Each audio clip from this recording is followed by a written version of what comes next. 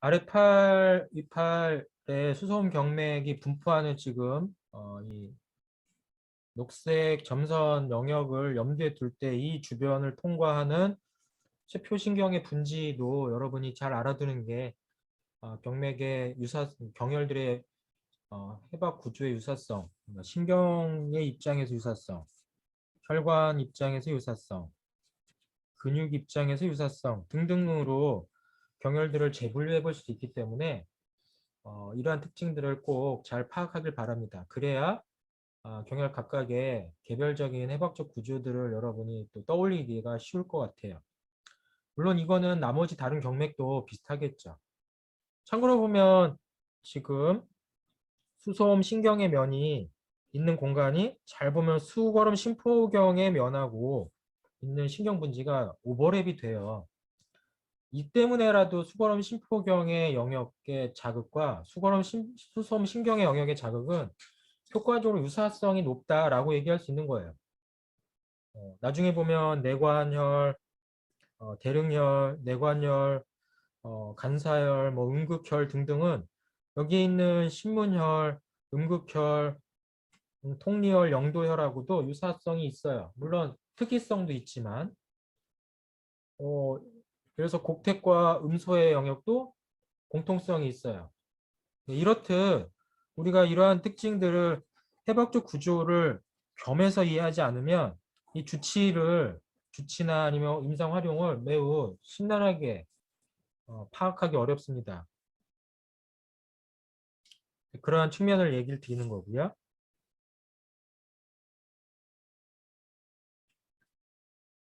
아래 위팔에서의 해박적 구조를 보면 수소면을 노출시키면 일단 근육이 발달된 경우에 위팔 두갈래근, 그다음 위팔 두갈래근 아래쪽으로 살짝 부리위팔군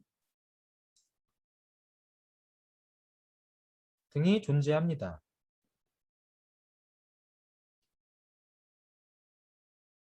그래서 수소음 신경은 위팔 두갈래근의 안쪽 갈래 영역을 따른 고랑 영역 안에 면이다라고 얘기하는 거죠. 근데 이 면은 겉에 있는 게 중요한 게 아니라 속에 있는 면이 결국 뭐냐면 브라키알 아터리, 위팔 동맥, 그다음에 아래팔로 내려가는 아래팔 신경 집단들이 통과하는 고랑 지역이기도 해요.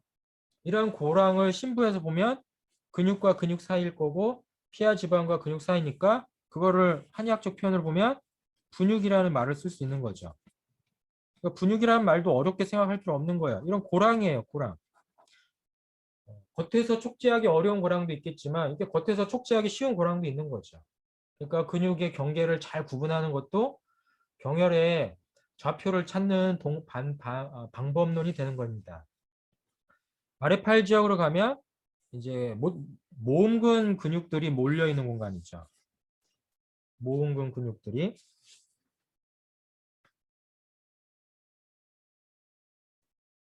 모음근 굽힌근 근육들이요. 굽힌근. 그래서 신경의 입장에서 보면 수소음 신경에 내려가는 신경은 이 신경인데요. 이 신경이 자신경입니다. 얼라너브요.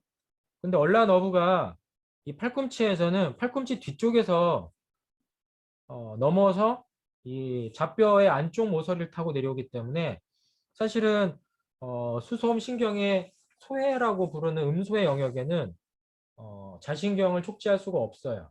근데 우리 교과서 같은 경우는 이런 구분을 못해서 음소해에 자신경이 통과하는 것처럼 표현하는 거죠. 그래서 교과서가 사실 해박적 구조를 잘못 표현한 것들이 적지 않아서 제가 슬라이드 자료를 통해서 여러분들한테 그러한 교정 내용들을 전달하는 거니까요. 여러분들이 공간적 위치 안에서 해박적 구조를 인식할 때 교과서를 참고하되 잘못되어 있는 부분들을 수정해 가면서 학습해 주기를 바랍니다. 극천혈부터 경혈을 설명드리겠습니다. 극천혈은 겨드랑 중심 안에 움푹 패인 공간이라고 얘기하는데 해부학적으로 보면 이 겨드랑은 움푹 파인 이유가 해부학에서 표현하는 방식인데 팔 쪽에 있는 벽, 그 다음에 어깨 쪽에 있는 벽, 가슴 쪽에 있는 벽 근육들을 통해서 그 사이에 고랑처럼 움푹 공간이 파이더라라고 얘기합니다. 그러면 당연히 앞가슴에서 올라오는 이 겨드랑 중심의 앞벽은 결국은 큰 가슴근, 작은 가슴근 등이 차지할 거고요. 뒤쪽에서 올라오는 벽은 넓은 등근, 라시무스 도시라고 하는 넓은 등근, 그 다음에 어깨 밑근 등이 뒷벽을 구성하고요. 그 다음에 위팔 쪽에서는 결국은 부리 위팔근, 코라코 브라코이드 머슬, 그 다음 위팔 두갈래근 등이 벽을 만들어서 빈 공간을 형성한다 이러죠. 우리가 인체 표면에서 각종 함몰 지역들을 해부학적 랜드마크라고 얘기하고 있는 것들이 있었죠. 가슴우리의 대표적인 게 뭐였죠? 스테인 폐경에서 예, 흉 가슴 삼각이라고 해서 가슴, 어깨 삼각, 예, 휴모, 어, 델토 트라이앵, 펙토 델토 트라이앵글이란 말이 있죠. 흉 가슴 삼각. 이런 것도 결국은 뭐죠? 큰 가슴근, 어깨 세모근, 빗장뼈를 통해서 세모에 삼각 공간이 생겨요. 그런 공간들은 궁극적으로 어떤 의료 행위의 접근성을 용이하게 해주는 공간입니다. 서양 의학이 이렇게 의료 행위의 접근성을 용이하게 하기 위한 공간을 해부학적 랜드마크로 만들었다면 한의학도 바로 침술이나 자극 기술이 이러한 부분들을 공통적으로 활용하고 있다는 점이에요. 여기는 그러면 무엇을 접근하기 좋을까요? 예, 가슴에서 아래팔 쪽으로 가는 혈관이나 신경 등을 접근하기가 가장 좋은 최단 거리가 되는 거죠. 그래서 근육, 신경, 혈관 등을 통해서 이 공간에서 접근할 수 있는 해부학적 대상이 무언지를 인식하면 되는 겁니다. 이 과정에서 해부학적 대상을 잘못 규정하면 큰 의료사고가 나요. 2년 전에 경남 양산 지역이었나요? 부산 근해에 있는 한의원에서 어깨 질환을 호소하는 환자에게 극천혈을 통해서 자침 치료하다가 환자가 기흉으로 사망한 사건이 있었습니다. 최종적으로 유죄 판결 받은 걸로 알고 있는데요. 왜 극천혈에서 어깨 질환을 치료했을까요? 그 이유는 그분 입장에서는 극천혈에서 어깨 밑근을 자극하기 쉽겠다고 생각한 거예요. 그분의 진단은 어깨 밑근, 서브스카퓰라리스라고 하는 근육을 자극하고 싶었어요. 그분의 나름 해부학적 근거는 어깨 밑근을 자극하기 위한 방법을 극천혈로 선택한 것이죠. 그러면 그 선택은 옳은 거였을까요? 제가 잠깐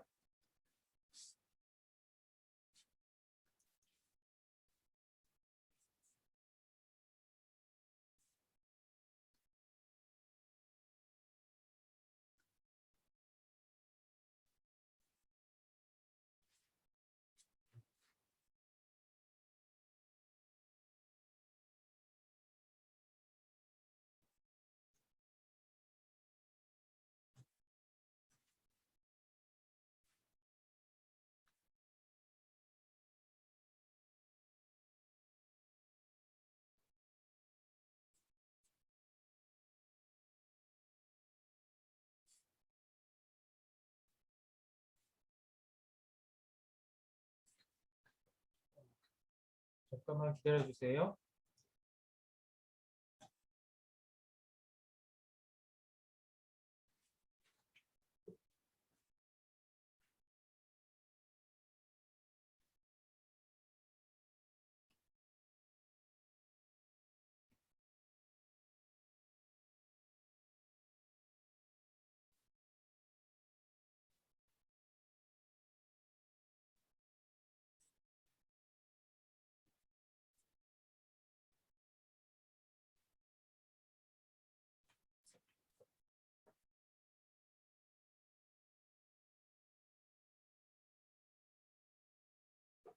이 근육을 자극하고 싶었었던 거죠. 이 어깨 밑근이라고 하는 근육을. 위험성이 있긴 합니다만 극천혈을 접근하려고 했다고 했을 때는 결국 어디서 접근한 거예요, 이분은? 예, 이 공간에서 접근한 거죠. 근데 자칫 방향을 어깨 밑근을 써야 되니까 어떻게 했겠어요? 이 사람 상상은 이렇게 찔렀겠죠. 극천혈에서. 근데 이 방향이 자기 생각대로 안 갔던 겁니다. 어떻게 갔어요? 이렇게 간 거죠. 그래서 결국 기흉증이 난 거예요. 근데 만약에 여러분이 저라면 그럼 어떻게 접근했을까요? 어깨 밑근을.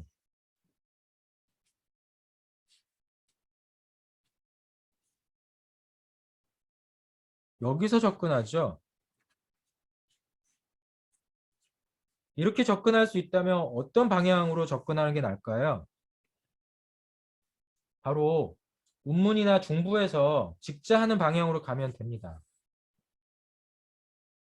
운문이나 중부에 직자하는 방향을 가면 사실은 여러분한테 이미 운문 중부 설명할 때도 마찬가지로 어깨 관절면을 자침하라고 했어요. 그러니까 자침 방향이 일로 갈 필요가 없는 거죠. 심의 목적지 방향이 어깨 밑근을 간다고 목적을 하더라도 사소한 실수로 결국 가슴우리를 관통시킬 수 있다라고 하는 위험성이 있다면 위험을 최소화하는 자극 기술을 구사해야 된다는 거죠. 제가 말씀드리는 거는 해부학적 구조의 적합성 인식과 그 접근성을 제대로 파악 못하면 의료사고로 이루어진다는 거예요. 어제도 제가 말씀드린 것처럼 효과와 위험을 비교해서 결국 효과는 극대화하고 위험은 최소화할 수 있는 방향이 뭔지를 선택하는 것이 의료인의 높은 기술이다. 그걸 잘못하면 결국 사고로 이루어진다. 예. 그러면 둘 다 안 하면 되죠.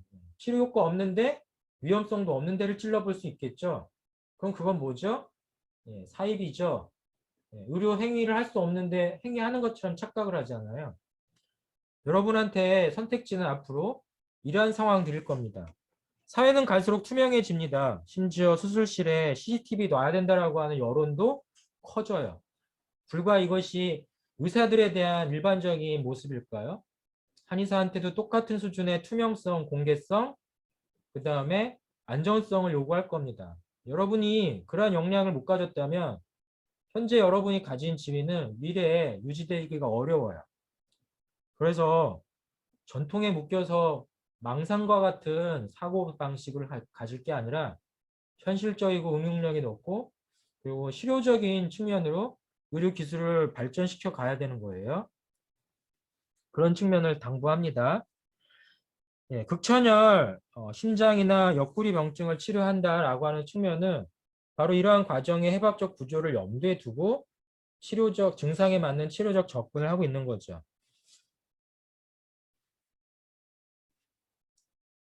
그래서 우리가 생각해야 되는 거는 극천열에서의 이 부분을 고려해야 되는 겁니다.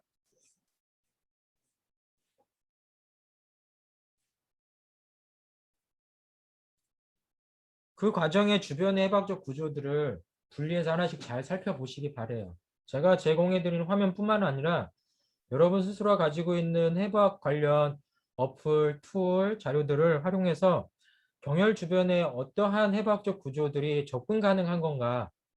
궁극적으로 여러분 불편한 진실 하나를 슬라이드 하나만 더 소개하고 또 얘기를 하겠습니다.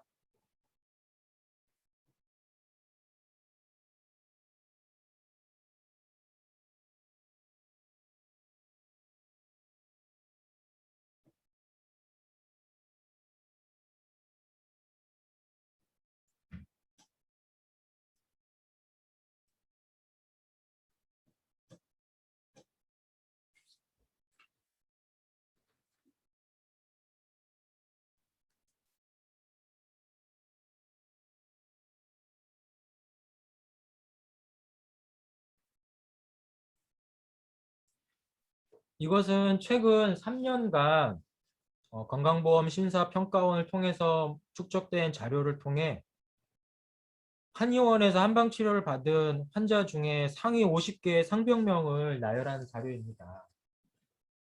사실은 이런 내용을 제시하고 나면 여러분이 한의과대학에서 배워야 될 특징을 선택적으로 고민을 해야 될 것 같기도 하고요. 아니면 현실이 이러니까 나는 보다 더 나은 특화된 진료에 대한 기술을 만들어야겠다 생각을 할 텐데 여기에 보면 결국 무슨 얘기가 나오냐면 아쉽게도 대부분의 한의사는 근골격계 질환을 치료하는 물리치료사 역할에 머물러 있다는 점이에요. 이게 현재 한의사의 역량이거나 아니면 한의원을 찾는 대부분의 환자의 인식 수준이라는 거죠. 이 영역을 깨고 영역을 넓히지 못한다면 여러분은 계속 환희사가 쌓여가만 간다라고 하는 인식 속에서 불행한 인생을 선택할지도 몰라요. 현재 로컬에 있는 한의사의 대부분이 인식하는 거는 후배 한의사가 사회에 진출하는 것이 많다예요. 어떻게 후배를 좋은 파트너이자 의료기술의 발달을 시키는 후진으로 보는 게 아니라 자신의 밥그릇을 뺏을 미래의 경쟁자로 취급을 할까요? 그 이유는 간단합니다. 치료하는 영역은 적은데 환자는 적은데 한의사는 늘어난다는 거죠. 이걸 넓히려면 사실은 의사가 현재 12만 명 사회입니다. 12만 명. 한의사가 약 2만 5천 명의 사회입니다. 5대 1의 비율을 좀 넘는데 의사 많다고 지금 얘기 들어보신 적 있어요? 우리나라 사회가 작년에 내용을 겪었던 거는 의사가 너무 부족해서 공공의과대학을 비롯한 의사 인원 늘리겠다라고 하는 말에 결국은 의사 단체에 역풍 맞아가지고 그 난리가 났죠. 한의사 많다는 얘기는 사회적으로 늘어나 있는 통계 자료입니다. 우리가 많다 적다의 기준이 뭘까요? 그거 환자가 수요가 그만큼 많냐 적냐에 달려 있는 거죠. 제가 여러분한테 이야기하는 거는 어떤 의료기술에 내가 특화할 건가에 대한 안목을 미리 키우고 집중적으로 역량을 키우지 않으면 여러분은 여기에 나와 있는 50가지 상병명을 치료하는 물리치료사 수준의 한의사를 하든지 아니면 또 다른 우리가 생각하지 못하는 역할의 한의사가 할 수 있지 않을까 싶어서 불편하지만 이 자료를 보여드립니다.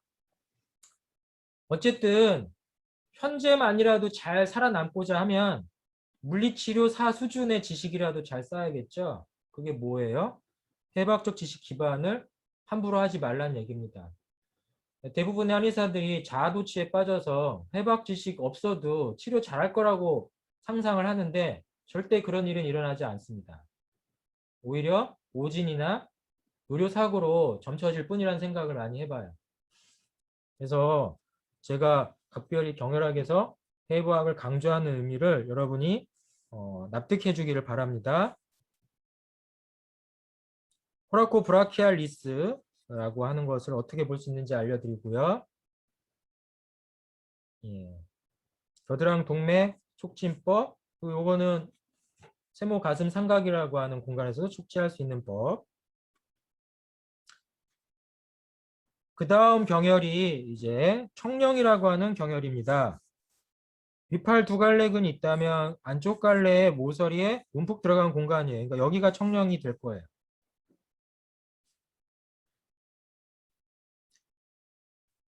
그 전에 하나 경의 기혈로 액봉, 예, 액봉이라고 하는 앞겨드랑 주름 끝입니다. 예, 비급 청금 요방이라는 오래된 고서에도 나왔던 부위라고 하고 어깨 통증 활동 장애 치료했다라고 얘기돼 있죠. 왜 이 부위가 어깨 질환을 치료할 수 있는지 이해하셔야 됩니다. 그건 결국은 어깨 쪽으로 가는 근육들이 다수 분포하기 때문에 그래요. 다른 이유 별로 없습니다. 그리고 거기에 맞는 근육에 분포하는 신경과 혈관도 존재하기 때문이겠죠. 견전혈, 예, 이건 신혈이라고 해요. 오래된 경혈이 아닙니다. 신혈.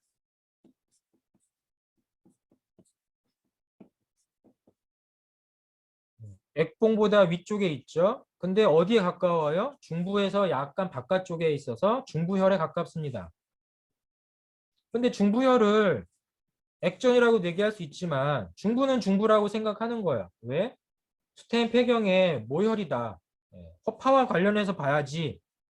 근데 중부혈의 위치에서 근골격계 질환을 치료할 수 있단 말이에요. 그럼 그걸 중부혈로 특화시키고 싶을까? 그 중의사는 그러고 싶지 않았을 거예요. 그래서 견전이라고 신혈을 만들어버린 거죠. 근데 내용은 뭐죠? 예, 정말 소박하게 위팔신경을 자극하거나 그걸 통해서 결국은 재활치료에 쓰인 겁니다. 여러분 아시어를 함부로 생각하지 마시고 신경을 직접 자극하는 것을 불편하게 생각하지 마세요. 결국은 우리가 재활의학을 비롯한 여러 영역에서의 기능성 의학에 있어서 대상을 분명히 정하면 치료적 수단을 발전시킬 수 있는 것입니다. 그런 측면에서 저는 항상 초음파 진단 영상을 친구 치료 기술과 결합해야 한다고 주장하는 한의 학자 중에 한 명입니다. 다음 청령입니다. 청령 수소음 신경의 경혈인데 이 다른 명칭이 청령천이라고 하는 게 있는데 일단 이 경혈의 비하인드 스토리 하나를 설명드릴게요. 먼저 수소양 3초경에 청랭연이라는 경혈이 있습니다. 비슷해요. 근데 이 경혈의 이름을 청령연이라고도 불려왔습니다. 그런데 당나라 시대에 임금 한 명의 이름이 이연이었습니다. 그래서 연자의 이름이 든 임금이 등장하기 때문에 당시에 연자가 들어가는 지명 이름은 못 쓰게 됐습니다. 그러니까 모든 책에서 연자가 들어가는 걸 다 지워야 돼요. 사실 이건 중국뿐만 아니라 우리나라도 똑같은 일이 벌어져요. 우리나라도 임금이 되기 전에 받았던 왕자들의 임금이 있었는데 만약에 그 왕자가 임금이 되고 나면 그 왕자가 가졌던 이름을 쓴 지명, 이름을 다 지웁니다. 왜? 신성모독이라고 생각하거든요. 바로 이러한 일이 중국 사회, 동양 사회에 일반화돼 있었기 때문에 이연을 피하기 위해서 연자를 안 썼습니다. 그럼 어떤 일이 벌어져요? 청랭연의 이명인 청령연에서 연자가 빠져서 청령이 돼버렸어요. 그럼 이 청령은 뭐죠? 청랭연의 다른 이름일 뿐입니다. 근데 이것을 송나라 내 왕유일이라고 하는 아주 유명한 친구 동인을 만든 의학자가 이 뜻을 몰라서 청령이라는 경혈이 하나 또 있는가 보다 해서 아무 생각 없이 수소음경에다가 집어넣습니다. 그래서 오늘날까지 수소음경에 있지도 않았던 경혈 하나가 갑자기 등장합니다. 웃기죠? 안 웃기나요? 아니 실망스러운가요? 그렇지만 아시올로스는 대단해요. 왜? 위치적으로는 가장 어떤 신경의 접근성이 좋아요? 위팔 신경의 접근성이 너무 좋아요. 그러니 쓰임은 어떻게 쓰면 돼요? 아시올로 쓰면 돼요. 다만 여기서 생각해야 되는 게 얘네들의 주치 범위와 청래년이라는 수소양 3초경의 주치 범위가 매우 유사해요. 왜 유사하냐면 청래년도 사실은 찌르고 나면 깊은 부위에서 똑같은 부위가 자극받기 때문입니다. 그러니 손해볼 건 없는 거죠. 실용적인 측면에서는 어차피 손해볼 거 없어요. 다만 원칙과 원리에서 보면 참 허무맹랑한 거죠. 이러한 사고를 한의학 역사에서 가장 위대한 학자가 만들어냈는데 아무도 비판을 안 해요. 이런 사실을 누가 아냐고요? 저만 알고 있는 것 같아요. 라고 얘기하고 싶은데 참고로 황용상 교수님이 바로 이러한 문제의식을 지적하고 있는 것입니다. 제가 중국의 친구 의학자 중에 황용상 교수를 존경하는 거는 아무도 비판하지 않는 문제를 비판하고 계시다라는 거고 그 비판적 내용을 제가 읽을 수 있다라는 점이 저한테는 정말 다행이라 생각하는 거죠. 이러한 비하인드 스토리를 아까 어제 얘기했던 태웅과 삼음교의 비하인드 스토리와 마주해 볼 수 있다라고 생각합니다. 아무튼 청령은 현재 이 위치의 해박적 구조로 아시얼로 쓰면 돼요. 알겠죠? 그러면 여기 있는 단면 사진처럼 보이는 겁니다. 그리고 그 부위가 바로 요것입니다.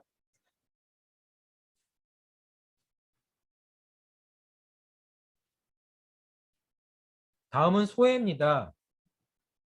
다른 명칭이 동의보감에 곡절로 표현되어 있어요. 소해는 꼬리표가 없는 소해가 있고 꼬리표가 있는 소해가 있어요. 이 소해는 수태양 소장경에 있는 소해고요. 이 소해는 수소음 신경에 있는 소해입니다.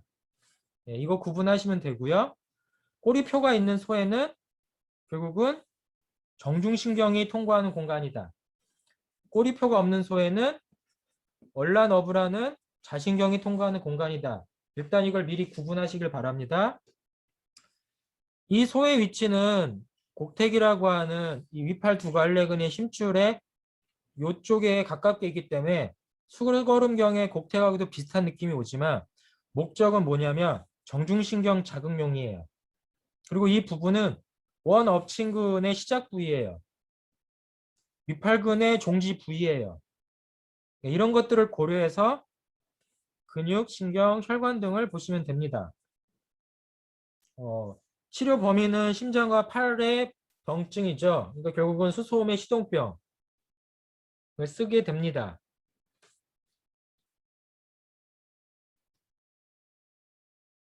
그래서 자극을 하다 보면 바로 이 부위에 대한 대상이 된다는 거예요.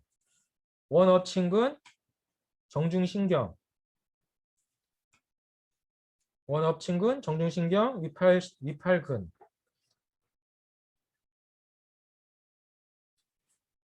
곡절 부위의 근처에는 맥이 뛴다라고 설명돼 있어요. 왜 그럴까요? 곡택과 비슷한 영역에 위팔 동맥이 통과하기 때문입니다. 지금 보면 곡택과 소해가 되게 비슷하게 그려져 있는 거를 여기에 그려놨죠. 그래서 곡택과 소해도 사실은 유사성이 높은 거죠. 여기서 보면 곡택이 이 부위고요. 소해가 이 부위예요. 그리고 이게 지금 원업친근이고 이게 정중신경이고요. 위팔 동맥이고요. 해부학적 자료를 통해서 이러한 모습을 보세요. 물론 이거는 현대의학에서 중요한 해부학적 구조 공간이죠. 일단 첫 번째로 현대의학에서 정맥 주사, 체혈 등등의 공간이기도 합니다. 바실릭 베인, 세팔릭 베인이 만나서 삼각형을 이루는 공간이죠. 그리고 바실릭 베인 밑으로는 위팔 동맥이 통과하는 공간이고 정중신경이 통과하는 공간이에요. 그 다음에 소해 영역은 지금 소해가 이 영역이에요. 대략적으로. 이 영역은 위팔뼈 안쪽 위관절 융기와 가까워요. 그래서 어떤 일이 벌어지냐면 소해 영역으로 아랫팔의 모음근, 그러니까 굽힌근이 모두 몰려들고 있는 것입니다. 여러분 이거 비교하면서 예전에 곡지 이런 식의 설명을 드린 적이 있어요. 곡지 부위는 위팔뼈 가쪽 위관절 융기에 가깝기 때문에 모든 편근이 몰리는 공간이다. 그래서 편근의 모임이 있는 공간은 곡지 공간, 굽힌근의 모인 공간이 있는 공간은 소해다라고 얘기할 수 있는 것입니다. 그래서 아랫팔을 펴고 굽히는 상황에서 각각 곡지와 소해는 하나의 진단적 지호가 되는데 이것 때문에 우리가 테니스 엘보우, 골프 엘보우 등의 병증 모델이 정형외과에 있어요. 이 병증 모델이 테니스 엘보는 곡지에서 통증이 나고 골프 엘보는 음소에서 통증이 나요. 왜 그럴까요? 쓰는 근육이 달라서 그런 거예요. 이러한 특징을 안다면 우리가 경혈만을 가지고 이해하는 게 아니라 해부학적 구조를 가지고 여러 개를 설명할 수 있겠죠. 아랫팔을 점점 내려옵니다. 그러면 이제 아랫팔의 손목 주변에 4개의 경혈들이 존재하게 됩니다. 이때 기준은 뭐냐면 좌측 손목 굽힌근입니다. 좌측 손목 굽힌근을 기준으로 그 고랑을 찾는데 참고로 좌측 손목 굽힌근의 고랑을 사람에 따라서 찾기가 조금 달라질 수 있다는 걸 먼저 설명드리려고 합니다.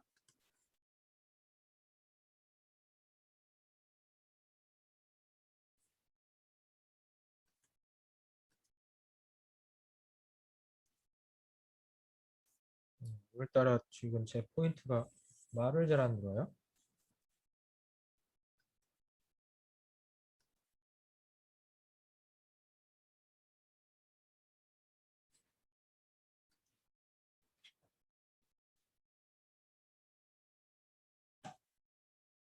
시간도 얼마 없는데.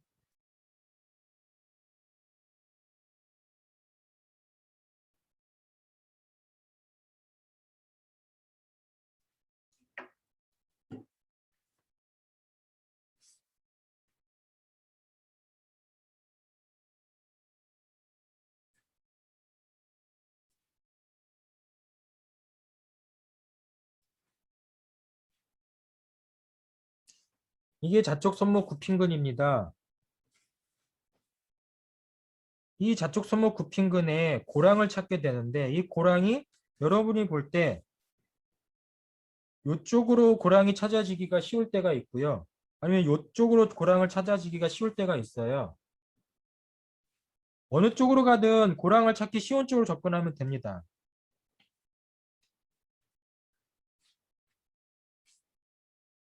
다만 이 좌측 손목 굽힌근에서 고랑을 찾아서 자극하려고 하는 거는 자동맥, 자정맥, 자신경의 영역으로 가려고 하는 거예요. 그러니까 이러한 특징을 염두에 두고 어디를 자극하는 게 자신경, 자동맥, 자정맥 등을 자극하기가 좋은지를 구분하면 됩니다. 그러한 내용이 이후에 나옵니다. 좌측 손목 굽힌근의 기준은 콩알뼈라고 하는 뼈가 있어요. 손바닥에서 여러분이 손바닥을 만져보면 손바닥에 손목주름에서 좌쪽에 튀어나온 돌기가 있고 엄지 쪽에 손바닥에 튀어나온 데가 있어요. 예, 각각이 돌기가 만져지는 데를 연결하면 이게 카팔 터널이 돼요. 손목 터널이 돼요. 그러니까 그 터널을 만드는 곳인데 이 콩알뼈에 좌측 손목 굽힌근이 가서 닿습니다. 그래서 좌측 손목 굽힌근을 확인하고 싶으면 콩알뼈를 먼저 축지합니다. 그래서 콩알뼈를 기준으로 좌측 손목 굽힘을 찾아서 고랑이 있는 데를 찾는데 이쪽 고랑이 넓으면 이쪽에 접근하고요. 이쪽 고랑이 넓으면 이쪽에 접근하면 돼요. 다만 자침은 결국은 이 좌측 손목 굽힌근의 아래쪽에 있는 자동맥, 자정맥, 자신경 등을 자극하는 것입니다. 그렇게 해서 여기에 있는 영도, 통리, 음극, 신문을 자극하면 됩니다. 옛날에 어떤 여러분의 선배 학생 한 명이 실습 시간에 저한테 뜬금없는 질문을 해요. 교수님, 여기서 여기까지 거리가 1,5푼인데요. 생각보다 짧은 것 같아요. 그러면 이 경혈을 묶어서 하나로 표현하면 안 되나요? 굳이 네 개로 나눠야 되나요? 라고 하길래 제가 유레카라고 했습니다. 혼자. 그렇지. 합치면 하나고 나누면 네 개네. 네, 주치를 그렇게 생각하면서 공통점과 차이점을 찾으셔도 됩니다. 그러면 저는 어떻게 자침할까요? 횡자하는 거죠. 이렇게. 1.5촌이니까 한 30mm 길이의 침으로 횡자를 해도 충분히 이 결의에 있는 모든 경혈을 이리 관지할 수 있습니다. 예. 구슬을 실에 바늘에 끼워서 관통시키듯 사실 횡자법이 그러라고 있는 거예요. 여러분. 응? 횡자법이 괜히 있는 게 아니에요. 자극의 영역을 넓히고 여러 개를 한 번에 자극하고 싶을 때 게으를 때 하나하나 네 개씩 찌르는 거 귀찮잖아요. 그러니까 한 번에. 이러한 치료법 중에 중국에서 유명한 치료법이 있습니다.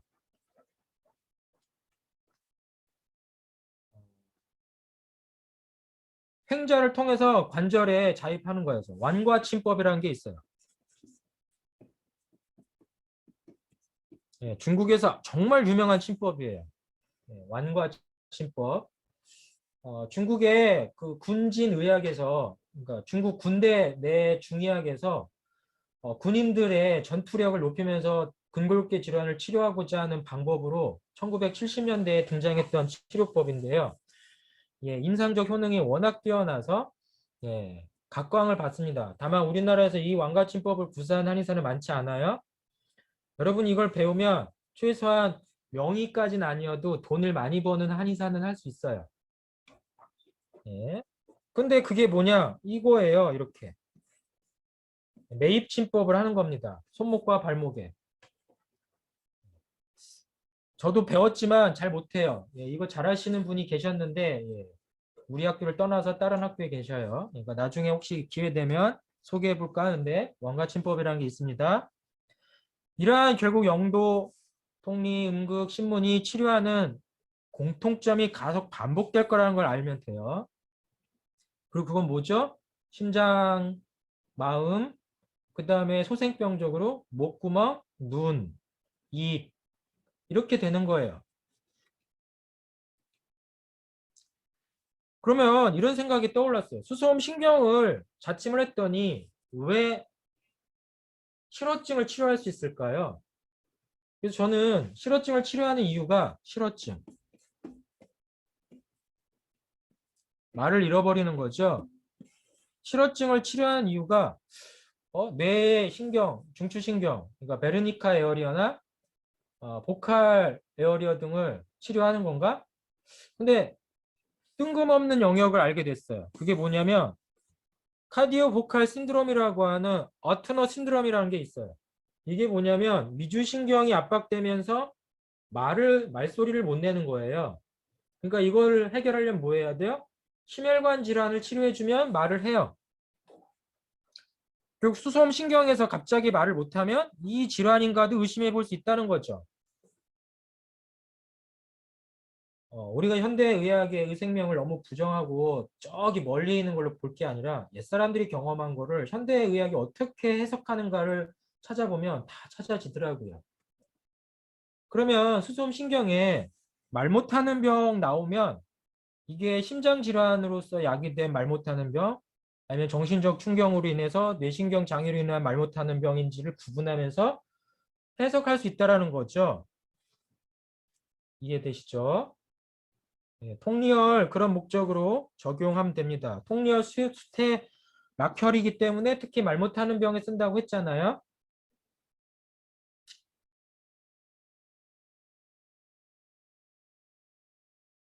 아까 말한 것처럼 좌쪽 손목 굽힌근의 고랑이 가장 명확하면 이렇게 자침할 수도 있고요. 아니야, 이쪽이 더 좋아. 그럼 이렇게 자침할 수도 있어요. 좌쪽 손목 굽힌근을 염두에 두고 여기서 자침할 수도 있고요. 여기서 요 방향으로 자침할 수도 있는 거예요. 이건 선택의 목입니다. 시술의 목. 왜? 자극의 대상이 요 안에 있는 거기 때문에 그런 거예요.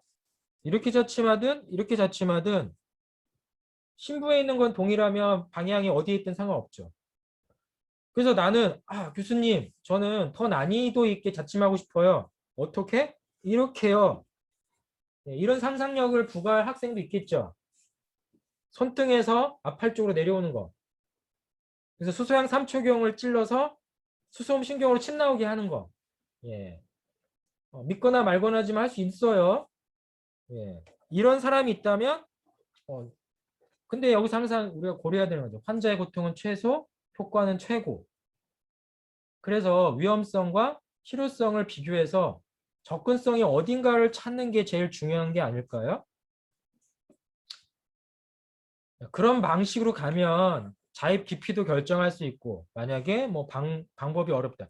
만약에 어떤 사람이 여기에 문제가 심해져서 여기를 절대 침을 못 놔. 그럼 어떻게? 상상력을 동원해서 지금처럼 손등, 팔등 쪽에서 자입할 수도 있어요. 노뼈와 좌뼈 사이 통과해서.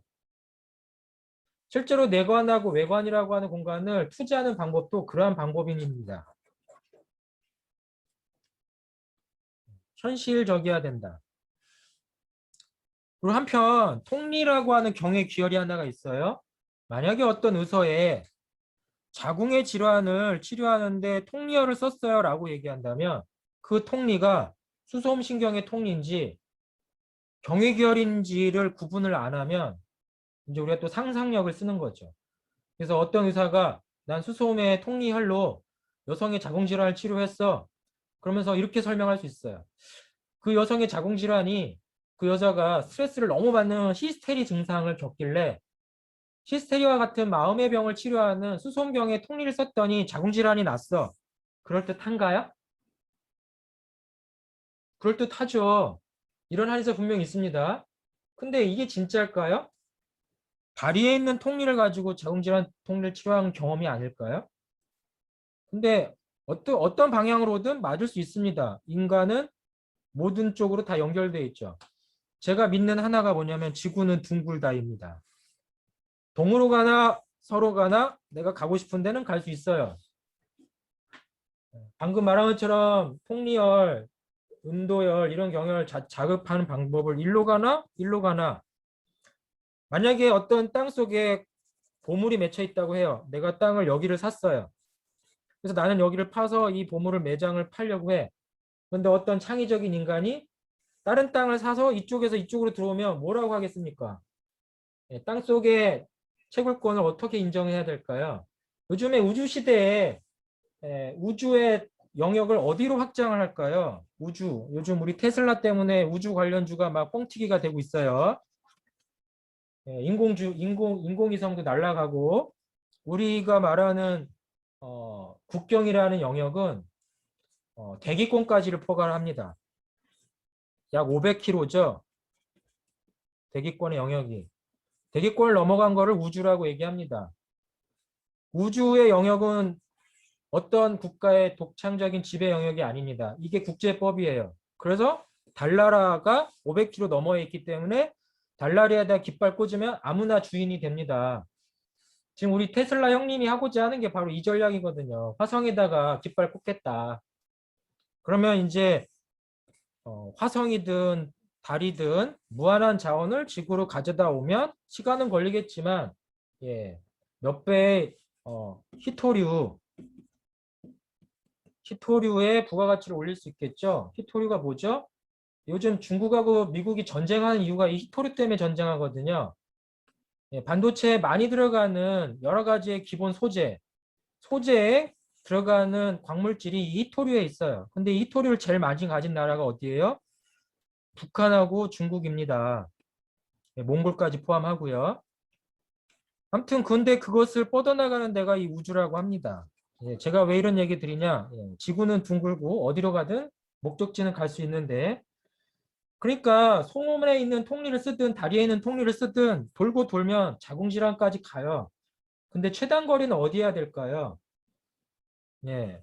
자궁질환 통리를 수소음 신경의 통리로 정말 치료하려고 싶다면 그 여성분이 정말 화병이 정말 심해야 돼요.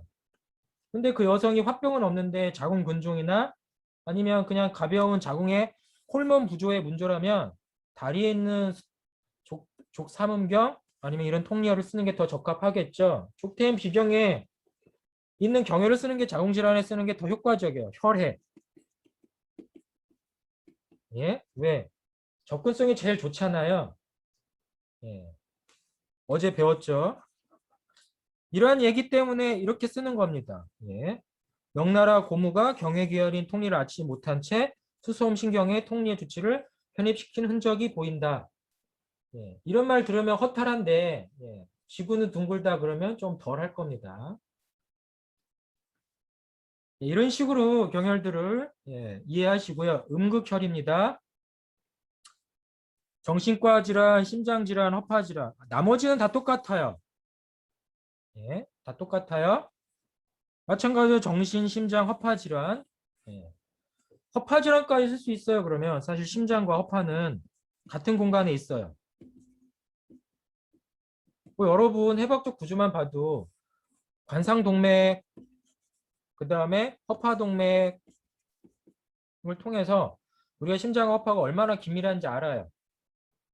그래서 심장 질환이 걸리면 허파 질환 걸리고요. 허파 질환 걸리면 심장 질환 걸립니다. 사람들은 이런 측면 때문에 스텐 폐경의 경맥의 병우가 심장병인 것처럼 표현했어요. 예, 그건 스텐 폐의 희동병 보면 알겠죠. 협심증 증상이 거기에 있어요, 일단. 그러니 심장질환 잘 치료하면 허파질환도 치료할 수 있어요. 그리고 더 나아가 심장과 허파가 동일하게 지배받는 데가 어디냐면 미주신경이에요. 그런데 자신경을 자극하면 미주신경을 간접적으로 영향을 줄 수가 있어요.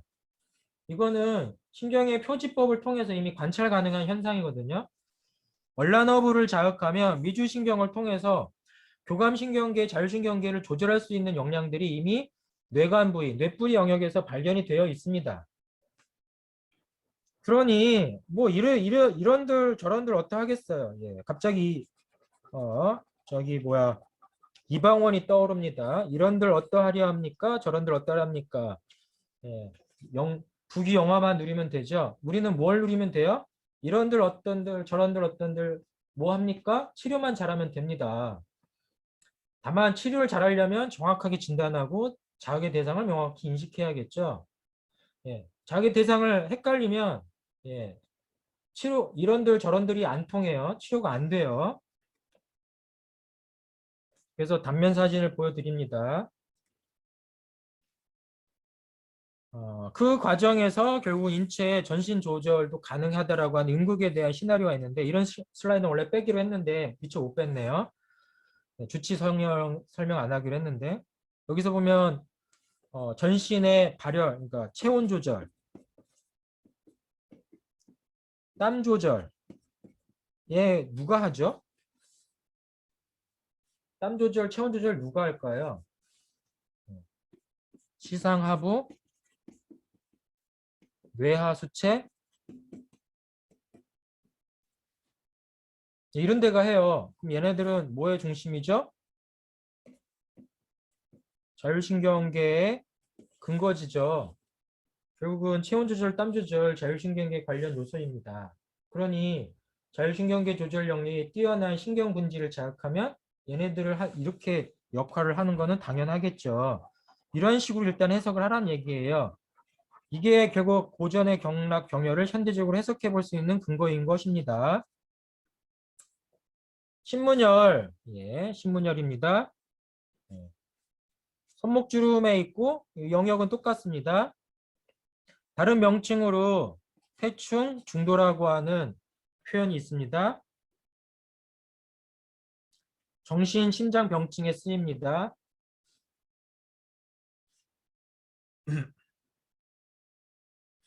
자입-깊이 이래서 이 3분이라고 제가 써놨어요. 일부러. 깊이 자침 안 해요. 왜 깊이 자침 안 할까요? 관절면이니까 해벽적 구조가 깊이 안 들어가 있어요. 예, 여러분 그냥 손톱으로 눌러도 침자극 다 돼요. 예, 손톱으로 눌러도 자신경 자극할 수 있어요. 그러니 우리가 찔러야 된다라고 하는 고정관념에서 벗어날 수 있습니다. 물론 피하 지방의 두께만큼이 일종의 자극량의 감소 효과가 있겠죠. 근데 얘가 손목관절이라 피하 지방도 안 두꺼워요. 사실 이거 부풀려진 거예요. 예. 1mm, 2mm면 신경에 거의 접근해요. 이런 얘기들로 갑니다. 그 다음에 소부혈입니다. 5번째 손허리뼈, 4번째 손허리뼈 사이에 있습니다. 보통 어떤 식으로 치열하냐면 여러분 손을 한번 꽉 주먹을 쥐어보세요. 그 상태에서 손을 살짝 힘을 풀어보세요. 이때 새끼손가락이 닿는 손바닥의 피부면을 느껴보세요. 거기가 소부입니다. 그 부위가 대략 이 근처에 있어요. 근데 이 근처에 중요한 게 뭐냐면 동맥 활이 존재하는 공간이에요. 요동맥, 자동맥이 만나서 손바닥 활을 만들죠. 그러니까 동맥이 뛰는 거예요. 그런 동맥이 뛰는 공간에서 결국은 소부혈을 찾습니다. 그러면 이런 입장에서 심장, 가슴 질환을 치료합니다. 또한 한혈의 문제를 치료합니다. 몸의 한혈의 문제, 병리적으로 한약적 해석을 하는 거죠. 예, 지금처럼 여기도 약계자침합니다. 예, 약계자침 할 만하다고 생각하면 못 믿겠으면 자기 손톱으로 손바닥을 한번 꼬집어 보세요. 예, 고함 소리가 날 정도로 아파요. 안 아프면 이상한 거죠. 예, 안 아프면 이상하다고 생각하고 검진을 받으시고요. 아프면 정상이에요. 이런 부위를 침으로 찌를 때 얼마나 얕게 찔러도 충분히 자극량인지 이해되시겠죠? 예, 이 소충이라고 하는 건 소충을 설명드리기 전에 하나 설명드립니다. 손가락을 굽혔을 때 새끼손가락 끝단이 손바닥에 닿는 부위.